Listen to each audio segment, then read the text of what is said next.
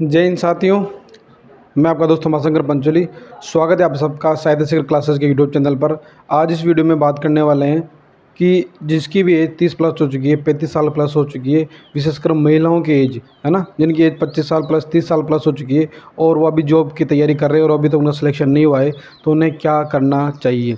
क्योंकि देखो, जब हम बीएड कर लेते हैं और विशेषकर बीएड वालों के लिए बात करें, बीएड करने के बाद जैसे 30 साल की एज हो जाती है, 35 साल की एज हो जाती है और तब तक सिलेक्शन नहीं होता है, तो समाज के लोग, परिवार के लोग और जितने भी दोस्त साथी जो होते हैं ना, सब एक अलग नज़र से देखने लग जाते हैं, हे दृष्टि से देखने लग जाते हैं कि इन्होंने ये अभी तक जीवन में कुछ किया ही नहीं है, क्या करेंगे आगे जाके।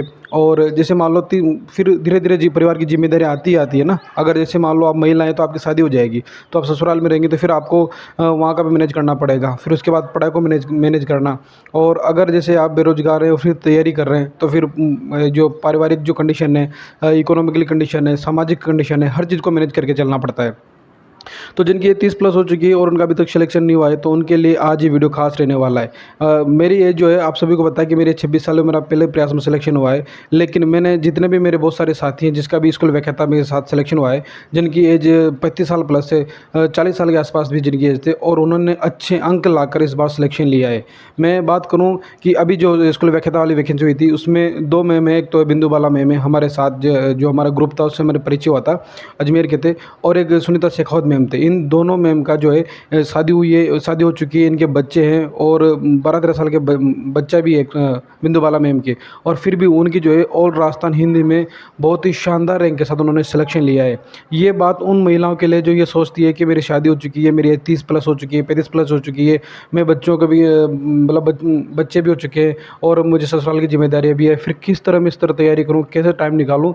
तो उन लोगों के लिए मोटिवेशनल वाली बात हो सकती है, मोटिवेट करने वाली बात हो सकती है उन महिलाओं के लिए, बड़ी बहनों के लिए जो 35 साल प्लस है, 30 साल प्लस है, लेकिन उनका सिलेक्शन नहीं हुआ है और उन पे के ऊपर जिम्मेदारियाँ बहुत है, लेकिन वो चाहती हैं कि हम तैयारी करें, हम सिलेक्शन लें और हम जॉब लगें।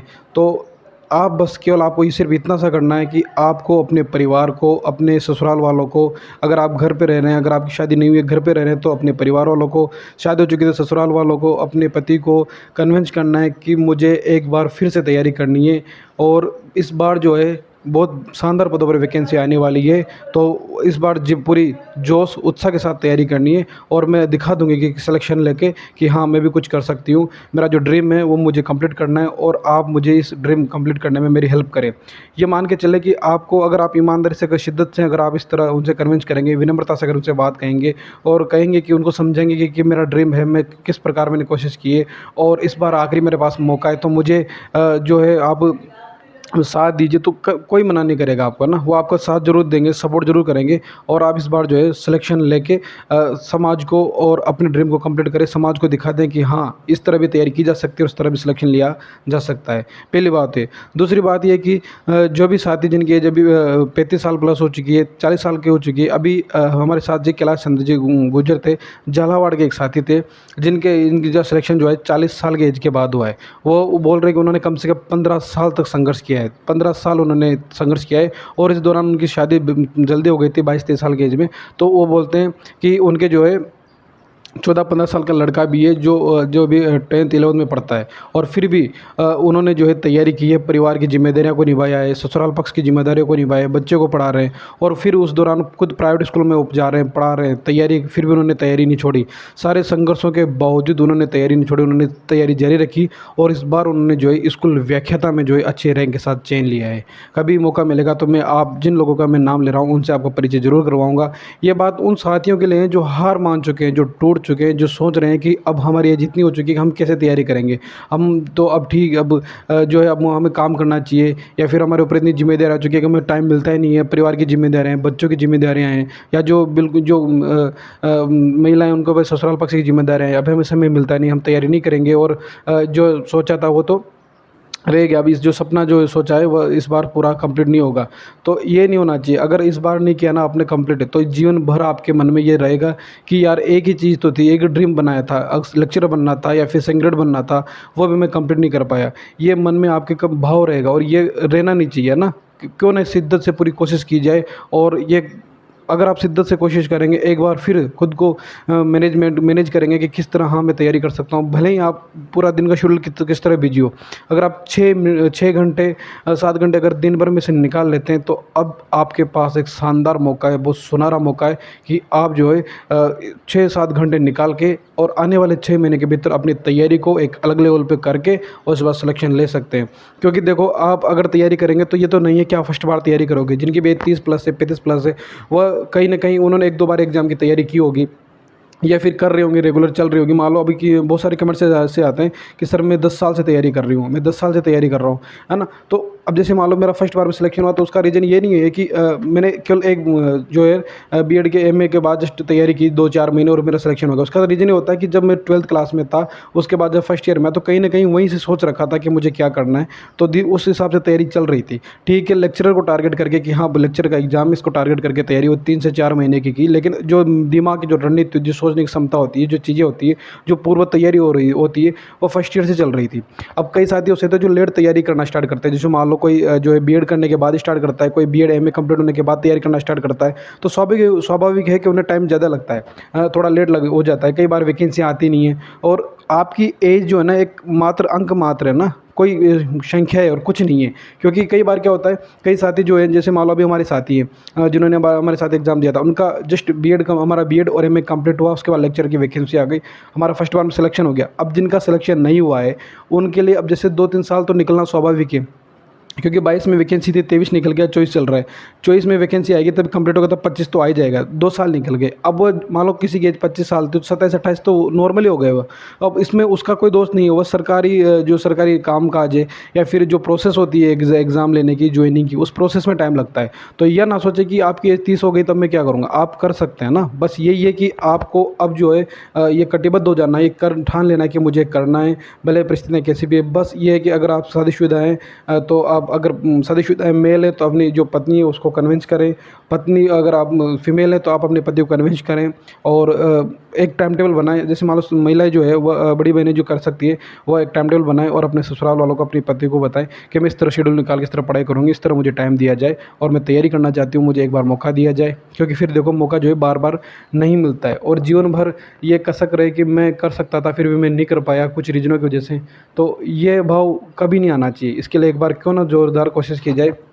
आपको क्या करना है, आपको सिर्फ ये करना है कि सबसे पहले जो भी साथी 30-35 साल प्लस जिनकी एज हो चुकी है, वो जो भी है तैयारी स्टार्ट करने से पहले, सबसे पहले अब उनके पास एक मौका है, लास्ट मौका है, एक अंतिम मौके को मानकर तैयारी करना स्टार्ट कर दें। सबसे पहले वो ये करें कि सबसे पहले सिलेबस निकलवा लें। सिलेबस निकलवा लें, सिलेबस को अच्छे से देख लें, कम से कम 4-5 बार पढ़ लें, 4-5 बार सिलेबस को पढ़ लें। उसके बाद सिलेबस को देखने के बाद अपना उसके हिसाब से जो है बुक्स लें। बुक्स एक दो कुछ 2 गाइड, 1-2 गाइड ले आए, एक गाइड ले लें, और फिर उसके साथ 1-2 ऑथेंटिक बुक ले लें, ठीक है, मार्केट से अच्छी सी बुक्स, और 1-2 गाइड ले लें। उसके बाद खुद का एक टाइम टेबल बना लें कि मुझे इस तरह तैयारी करनी है, और भले ही 6 घंटे या 7 घंटे तैयारी हो, लेकिन मुझे रेगुलर करनी है। और कितने, भले 6 महीने 7 महीने, जब तक एग्ज़ाम नहीं हो जाएगा तब तक मुझे रेगुलर मेरी तैयारी रखनी है, भले ही किसी भी कंडीशन रहे। और टाइम टेबल के बाद खुद को व्यवस्थित कर लें, खुद को व्यवस्थित कर लें और तैयारी स्टार्ट कर दें, बिना किसी द्वंद्व में आए तैयारी स्टार्ट कर दें। क्योंकि जो देखो, आप जो ये जो समय है, अगर किसी ने सोने में निकाल दिया, ठीक है, वो सोच रहे हैं, देखो एक बात होती है कि मन के हारे हारे, मन के जीते जीते, ये बात आपने सुनी होगी। अगर आपके मन ने हार मान लिए कि मुझसे नहीं होगा, मेरी परिस्थितियाँ ऐसी बन रही है, मुझे टाइम मिल ही नहीं रहा है, तो नहीं मिलेगा। ये मान के चलो, भले ही आपके पास दिन भर टाइम हो, फिर भी टाइम नहीं मिलेगा तो नहीं मिलेगा। क्योंकि आपका जो मन है वो हार चुका है, वो टूट चुका है, वो अपने सपने सजोने की जो है हिम्मत नहीं रखता है। और अगर आप हिम्मत नहीं है आपके अंदर नए सपने सजोने की, तो फिर आप जीतोगे भी नहीं, आपका चयन होगा भी नहीं। देखो, हार कर भी अगर वापस आप लड़ने की क्षमता है, अगर उठने की क्षमता है, आपको जीतने की अगर आपके अंदर जी विषय की नहीं, मुझे लड़ना है, मुझे जीतना है, मुझे सिलेक्शन लेना है, तो ये मान के चलें कि आप अपना सिलेक्शन ज़रूर ले लेंगे। लेकिन जो हार चुका है, जो परिस्थिति, जिसको बस केवल प्रॉब्लम्स नज़र आ रही है, समस्याएं नज़र आ रही है, जिसकी लग रहा है कि मेरी परिस्थितियाँ मेरे अनुकूल ही नहीं है, केवल नकारात्मकता उसके दिमाग में हावी हो रही है, तो फिर उसका सिलेक्शन नहीं होगा। अगर आप थोड़ा सा भी पॉजिटिव है, थोड़ा सा भी अगर सकारात्मक है, थोड़ा सा भी ये सोच रहे हैं कि हाँ, कहीं ना कहीं आशा की किरण आपके मन में है कि मैं इतना तो 2 घंटे तो यहाँ से मैनेज कर लूँगा, 1 घंटा सुबह मैनेज कर लूँगा, 2 घंटे रात में मैनेज कर लूँगा, 1-2 घंटे मैं दिन में निकाल लूँगा, इतना कुछ मैनेज 5-6 घंटे मैनेज कर लूँगा और मैं तैयारी करूँगा। मुझे सिलेक्शन लेना है तो आप सिलेक्शन ले लेंगे, क्योंकि मैंने जो नाम बताया आपको 2-3 साथियों के नाम बताए, उनकी एज जो है 40 प्लस थी, 35 प्लस थी, महिलाओं की शादीशुदा थे, उनके बच्चे थे 13-13, 14-14 साल के बच्चे थे। उनके क्या जिम्मेदारियाँ नहीं होगी क्या? वो इंसान नहीं है, सारे काम उनके भी वही होंगे, जिम्मेदारियाँ वही होगी, ससुराल पक्ष की भी जिम्मेदारियाँ, परिवार की जिम्मेदारियाँ, बच्चों की जिम्मेदारियाँ। उसके बीच खुद को मैनेज करना, खुद को रेगुलर तैयार रखना और फिर केवल सिलेक्शन ही नहीं लेना बल्कि अच्छी रैंक से सिलेक्शन लेना, टॉपर रहे वो, है ना। कभी बात आपको जो है ना, एक बार उनसे बात ज़रूर करवाऊंगा मैं इस साहित्य शिखर क्लासेस के माध्यम से, टॉपर रहे वो, सोचो। तो आपको तो सिर्फ सिलेक्शन लेना है, तो इतना तो कर ही सकते हैं ना, बस क्या करना है, सिलेबस निकलवा लो, 4-5 बार पढ़ लो, बुक्स ले लो और खुद को 6-7 घंटे के लिए किस तरह परिवार को किस तरह भी कन्विंस कर लो, वो 6-7 घंटे स्टार्ट कर दो पढ़ाई। इस 6-7 घंटे के दौरान जो है किसी भी तरह की फालतू बातें, द्वंद्व कुछ भी दिमाग में नहीं आना चाहिए। मान लो अगर घर पे लड़ाई भी हुई है ना, तो उस 6-7 घंटे में फिर स्किप कर दो सब। दिमाग को इस तरह बनाओ, खुद को इस तरह मजबूत बनाओ, खुद को इस तरह, मन को इस तरह ताकतवर बनाओ कि सारी चीज़ों को इग्नोर करने की क्षमता रखो। वो कहते हैं ना कि एक क्षण भर में त्यागने की क्षमता होनी चाहिए। इस तरह का खुद का जो व्यक्तित्व डेवलप करो, क्योंकि अगर आप एक एग्ज़ाम की तैयारी कर रहे हैं, सरकारी एग्ज़ाम की तैयारी या फिर आज पत्रित अधिकारी की तैयारी कर रहे हैं, तो उसमें इतना तो होना ही चाहिए कि आप किसी भी परिस्थिति को जो है हैंडल करने की क्षमता आपके दिमाग में होनी चाहिए, आपके मस्तिष्क में होनी चाहिए, आप में होनी चाहिए कि हाँ, किसी भी तरह की परिस्थिति हो, मैं जो है एक अच्छा सा डिसीजन ले सकूँ तुरंत। कोई भी अगर मान लो, देखो सामान्य परिस्थितियों में हर इंसान जीवित रह सकता है, हर इंसान निर्णय ले सकता है। सामान्य परिस्थितियों में तो क्या है, विषम परिस्थितियों में जो अच्छा निर्णय ले पाता है वही तो एक अच्छे लेवल का पद का अधिकारी होता है, हकदार होता है। उसकी क्षमता का, उसकी दिमागी क्षमता का, उसके कौशल का परीक्षण कब होता है? जब विषम परिस्थितियाँ होती है, वहाँ वो अच्छा निर्णय ले पाता है, वहीं उसकी परीक्षा होती है। तो यही समय है अब आपके जाग जाने का, क्योंकि जो है माननीय मुख्यमंत्री जी ने कई 2-3 भाषणों में कह चुके हैं और आने वाले बजट में जो है वैकेंसी आने वाली है। अब कमर कस लीजिए साथियों। और एक छोटे भाई के नाते, भले ही मुझे इतना अनुभव नहीं है क्योंकि मेरा फर्स्ट बार में सिलेक्शन हुआ है, तो मुझे पता नहीं है कि क्या है, लेकिन मैंने जितने साथियों से मेरी बातचीत हुई है, मैंने देखा है कि इस तरह की कंडीशन में लोग जीते हैं। परिवार के जो लोग होते हैं ना, वो भी इस तरह से देखने लग जाते हैं कि शर्म से आने लग जाती है परिवार के लोगों के सामने जाते वक्त। लोग पूछते हैं क्या कर रहा है आजकल, 30 साल की एज हो चुकी है, 35 साल, मैं तो 25 साल की एज थी मेरी, फिर भी लोग पूछ लेते थे। जैसे मान लो एग्जाम हुआ था, कितना स्कोर बन रहा है, उसमें भी ये होता था कि मान लो अगर इस स्कोर सिलेक्शन नहीं हुआ तो क्या जवाब दूंगा मैं लोगों को। तो जिनका सिलेक्शन नहीं हुआ, जिसकी एज 30 प्लस हो चुकी है, 35 प्लस हो चुकी है, वो लोगों को जवाब देते हैं तो क्या क्या जवाब देते होंगे, सोचते हो। तो यही है कि बस एक बार अगर आपने देखो दृढ़ निश्चय कर लिया ना, और कि मुझे करके दिखाना है, और आप कर लोगे तो फिर देख कर लोगे और देखना फिर कि वो लोग जो है ना, वो कहेंगे, सलाम ठोकेंगे आपको कि कर सकता है कोई भी इंसान इस तरह की परिस्थितियों में, विषम परिस्थितियों में भी आपने करके दिखाया है। और देखो सामान्य परिस्थितियों में तो हर व्यक्ति जीत सकता है, विषम परिस्थितियों में जो जीतता है, जो करके दिखाता है, वही सिकंदर होता है, ठीक है ना। और इतिहास बनाने वाले जो है विषम परिस्थितियों में ही इतिहास बनता है, सामान्य परिस्थितियों में कोई इतिहास नहीं बना पाया। रोज़ मान लो रोज़ ही की दैनिक दिनचर्या फॉलो कर रहा है, उसी के सुबह उठ रहा है, खा रहा है, पी रहा है, चल रहा है, जिसको कोई समस्या ही नहीं आ रही है, तो यूँ मान के चले वो एक मरे हुए इंसान के समान है।